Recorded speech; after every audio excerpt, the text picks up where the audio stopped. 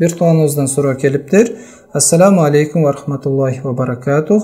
Men namazda жаңы эле баштадым. Жолук салынып ороноюн десем, күйөөм уруксат берди, кайненем уруксат бербей жатат. Эгерде жолук салынып орон турган болсоң, анда ажыраштырып берем деп жатат. Ошого кандай кеңешиңиздерди бересиз дейт. Ва алейкум ассалам ва рахматуллахи ва баракатух. Урматтуу бир тууган, сурооңуз түшүнүктүү. Аллахым окуп жаткан намазыңызды кабыл кылсын. Албетте жакшы амалды баштапсыз. Урматтуу мусулман бир туугандар, кайсыл бир адамдын, кимиңиздердин, кызыңыздар же келиниңиздер ороном, жолук салынам, денемди жаап жүрөм, денемди эч кимге көрсөтпөйм, тар чыпташкан кийбеймин, өзүмдүн мусулмандык миллетимди аткарам деп амал кылган болсо, анда аны тоспоңуздар, ага колдоо көрсөтүңүздөр, аны менен сыймыктаныңыздар. Анткени орону бул мода эмес. Орону мында эч бир дүйнөлүк максат жок мында. Канчалаган эже карындаштарыбызды көрүп атабыз, турмушка чыкпастан төрөп коюп аткат. Канчалаганы боюнан алдырып аборт кылып атат. Канчалаган адам күйөөсү бар болуп туруп дагы балдардын атасы башка болуп чыгып калат.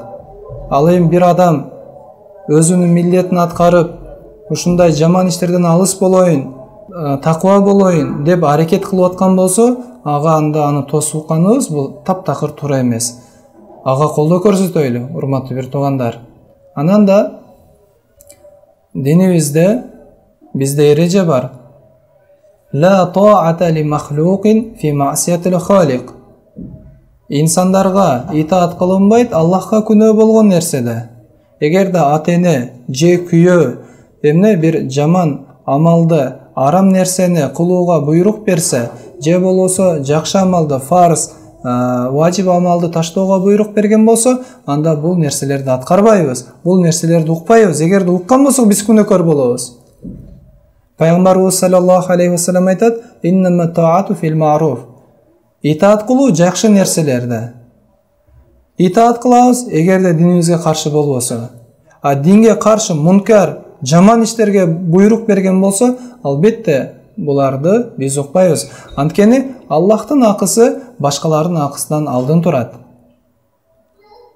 Ошондой болсо деле, аларга өтө бир жылуу, аларга жакшы мамиле менен түшүндүрөйлү ата-энебизге, эгерде каршы чыгып аткан болсо.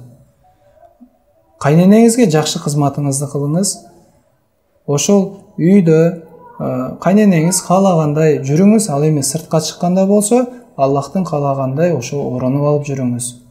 Эгерде мына ошентип динибиз көрсөткөндөй ага кызматыңызды кылып, өзүңүздүн милдеттериңизди аткарып, бардык нерсени кылгандан кийин деле ошо каршы болуп тура берген болсо, эгер ажыраштырып берген болсо, анда алардын бардык күнөөсү мына ошол кайненеңизге болот, сизге эч кандай күнөө жазылбайт. Аллах Таала Куранда айтат: "Ва ин жахадака ала ан тушрика би ма лейса лака бихи илмун фала тути'хума ва сахибхума фид дунья ма'руфа." Эгерде сени ата-энең ширк кылууга үндөсө, аракет кылса, анда аны укпагын, анда ага итаат кылбагын, жана да аларга жакшы мамиледе болгон деп атат.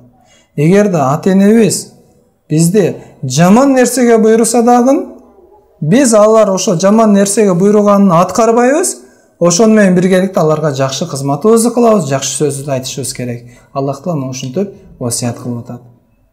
Урматтуу бир туугандар, байкасаңыздар, эгер жаман нерсеге буйруса дагы, сен ага жакшы мамиле кылгын деп атат. Аны менен тууганчылык мамилени үзүп сал деген жери жок. Ошондуктан кайсыл бир адамдын, кайсы бир эже карындаштарыбыздын ата-энеси же кайнетасы, бир туугандары каршылык болуп аткан болсо, анда аларды бир гана кызмат кылсын, жакшылап кызмат кылсын, өзүнүн ойлогон максатына жетсе болот. Эгерде ошондо дагы жетүү мүмкүн болбосо, анда ошол ата-энеңиз, кайната-кайненеңиз мына ошолор күнөөкөр болот. Урматтуу бир туугандар, мына биз айтылган ушул маселеге тиешелүү дагы башка маселелер дагы козгоп кетсек, аялдардын аураты жана аялда ошол махрам намахрам маселеси. Аялдардын аураты намахрамдарга бардык денеси аврат болуп эсептелет. Намахрамдардын алдында болгону эки колу ошол билегине чейин жүзү гана ачык жүрсө болот. Ал эми башка жерлерин ачып жүрүү бул уже арам. Ал жерлердин эч жерин көрсөтпөш керек. Болгону ошол жүз кол. Ал эми махрамдардын алдында жолуксуз жүрсө болот, колуну жеңине түйүп алып жүрсө болот.